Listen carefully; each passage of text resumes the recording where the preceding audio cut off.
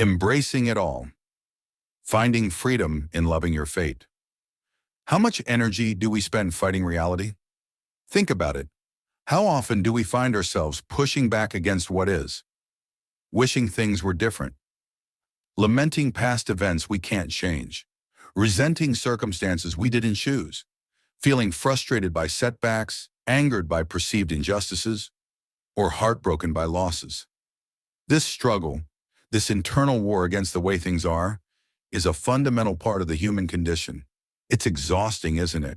It drains our vitality, clouds our judgment, and often leaves us feeling bitter, powerless, or perpetually dissatisfied. We yearn for a life free from difficulty, a smooth path without obstacles. And we suffer when reality inevitably fails to match that ideal. We've perhaps explored before the initial step towards peace, acceptance, learning to acknowledge reality, especially the parts we cannot control, without constant mental resistance. Recognizing that the traffic jam is happening, that the past is unchangeable, that other people will act in ways we don't like. This acceptance alone is a huge step, a difficult practice that can bring significant relief. It stops the futile expenditure of energy involved in arguing with what already is. It allows us to regain a measure of calm and focus on what we can actually influence: our own responses, our own actions. But what if there was a step beyond mere acceptance? What if, instead of just tolerating the difficult, unwelcome, or painful parts of our lives, we could learn to genuinely embrace them?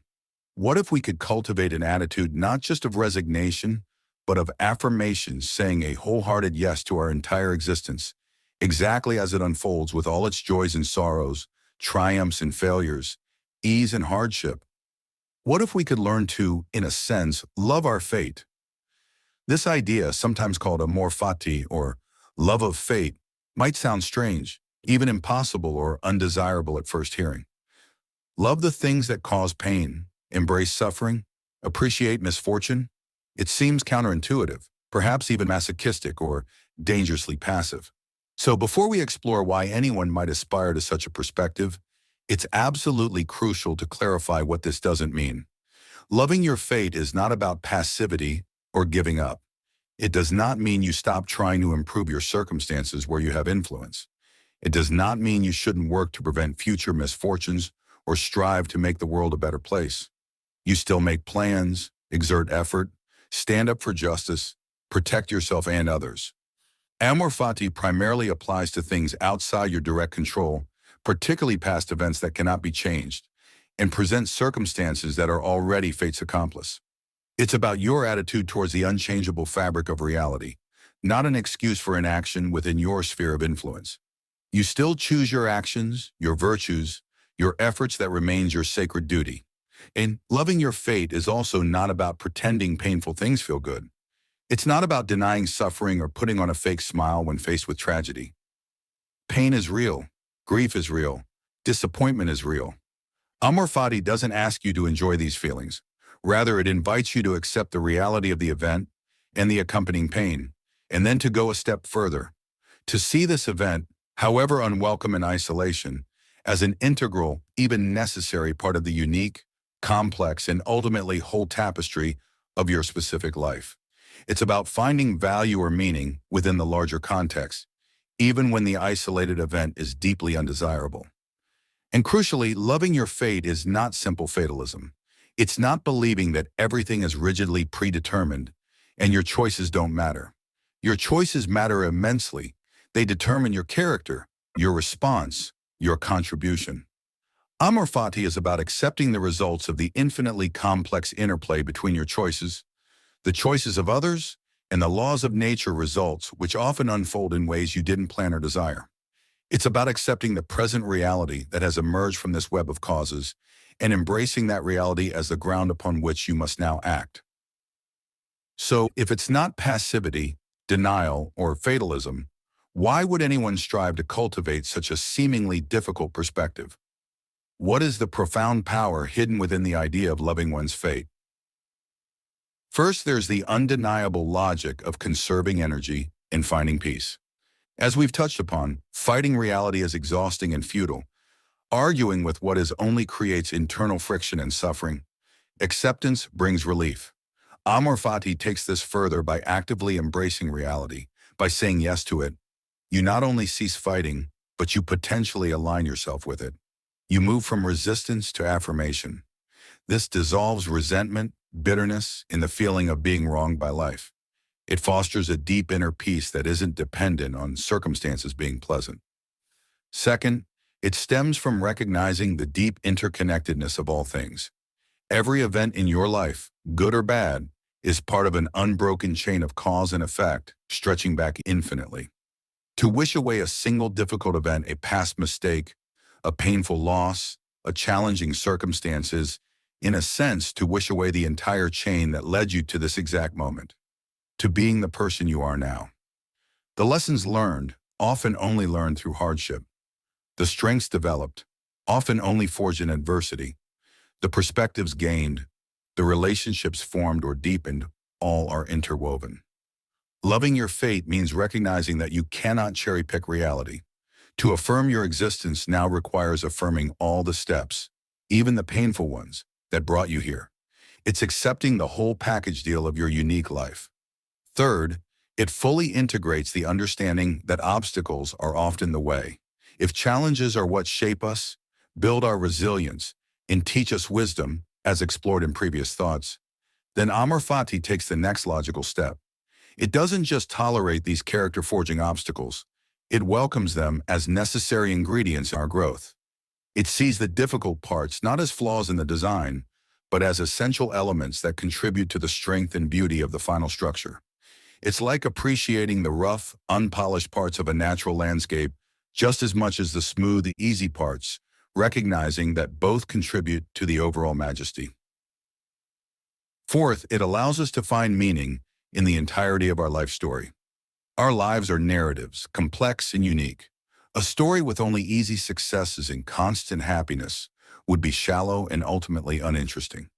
It's the struggles, the setbacks, the moments of doubt and despair, overcome or endured, that give a story depth, texture, and meaning. Loving your fate means loving your entire story, not just the highlight reel. It means seeing even the darkest chapters as contributing to the richness and complexity of the whole narrative, shaping the protagonist, you, in essential ways. It's embracing your specific, unrepeatable journey in all its messy, beautiful, tragic, and triumphant glory. How then can one possibly begin to cultivate such a perspective? It's undoubtedly a high peak to climb, requiring conscious effort and practice over time. Here are some potential steps on that path. Start with radical acceptance. Before you can embrace or love something, you must first fully accept its reality without reservation. Practice noticing when you are resisting what is wishing things were different, complaining mentally, feeling resentful. Gently, repeatedly, bring yourself back to acknowledging the simple fact. This is how things are right now. Or, that is what happened. No judgment, just acceptance of the reality. This is the essential foundation. Actively seek the lesson or opportunity. When faced with something difficult or unwanted that you cannot change, consciously shift your focus. Ask, given that this has happened is happening, what can I learn from it? How can this make me stronger, wiser, or more compassionate? Is there any hidden opportunity here? Perhaps for growth, connection, or a change in direction? This moves beyond passive acceptance towards actively extracting value. Practice strategic reframing. Consciously work to change the story you tell yourself about past or present difficulties. Instead of seeing them solely as negative events, try framing them as necessary steps, crucial lessons, or catalysts that led to positive changes or strengths you now possess. It was incredibly hard when X happened, and because of it, I discovered Y strength within myself. If I hadn't gone through Z difficulty, I wouldn't appreciate W as much as I do now. This reframing isn't about falsifying the past, but about highlighting the often overlooked positive consequences or necessities embedded within hardship. Cultivate gratitude for the whole tapestry. Expand your gratitude practice beyond just the obviously good things. Try to cultivate a sense of appreciation for the entirety of your life experience, recognizing that even the challenging parts contribute to who you are. Be grateful for the lessons learned through pain, the resilience built through struggle, the perspective gained through loss. See the beauty in the complexity, the light in the shadows. Develop trust in the larger process. Optionals, subtle. For some, Amor Fati involves a subtle sense of trust in the unfolding of life, even when it's incomprehensible or painful. This doesn't require specific religious beliefs, but rather a willingness to entertain the possibility that things might be unfolding in a way that serves a larger purpose, even if that purpose isn't immediately clear. It's a letting go of the need to understand or control everything and finding peace in accepting the mystery. Make no mistake, truly living with Amor Fati is an immense challenge, perhaps the ultimate aspiration of a resilient and peaceful mind. It is not about achieving a state of perpetual bliss or indifference to pain. It is about transforming our fundamental relationship with reality itself. It's about moving from a state of conditional acceptance, I'll be okay if things go my way, to unconditional affirmation. Whatever happens, this is my path, and I embrace it. The peace that comes from this perspective is profound. It's a freedom from the exhausting cycle of resistance, resentment, and regret. It's an unwavering resilience that doesn't depend on external circumstances being favorable. It's the quiet confidence that comes from knowing you can face whatever life brings, not just by enduring it, but by finding value and meaning within it. It's the deep satisfaction of loving the life that is uniquely, unalterably yours. This is likely not a state one achieves overnight, or perhaps ever perfectly. It's a direction to face, an ideal to strive towards, a practice to engage in moment by moment, day by day. Be patient and compassionate with yourself on this journey. Simply holding the intention to embrace your fate, to say yes to your life in its entirety, can begin to shift your experience in powerful ways.